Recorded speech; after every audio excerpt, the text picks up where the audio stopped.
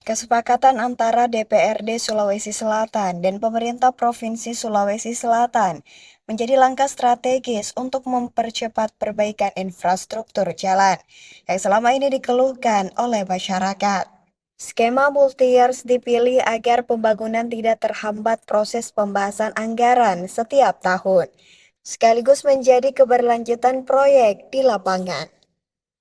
Wakil Ketua DPRD Sulsel sekaligus Koordinator Komisi D Bidang Pembangunan, Sufriyadi Arif, menyebut kondisi jalan di Sulsel sebelumnya sempat memprihatinkan. Bahkan kondisi jalan di Sulsel pernah masuk 10 besar jalan terburuk di Indonesia. Data tersebut menjadi dasar DPRD Sulsel mendorong pembangunan jalan secara masif dan terencana.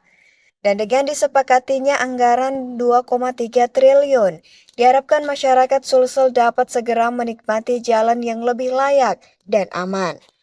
Sejumlah ruas strategis seperti Poros Hartasning sampai Malino, Sinjai hingga Bulukumba telah mulai dikerjakan secara bertahap pada Desember 2025.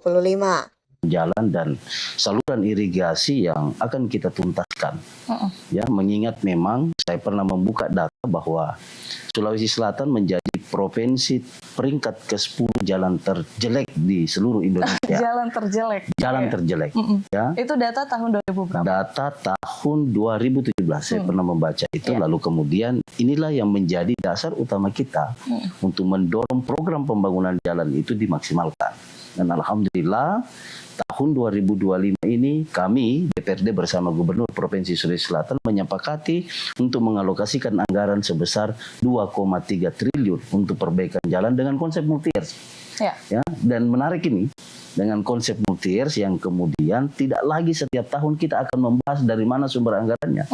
Jadi selama 3 tahun 2025 sampai 2027 kita sudah plot anggarannya 2,3 triliun untuk menyisir 6 ruas jalan provinsi yang ada di Sulawesi Selatan.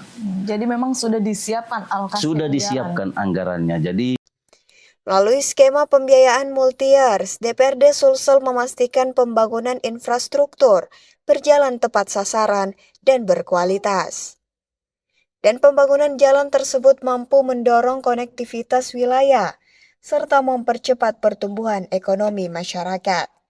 Ramatia Ardi, Unhas TV.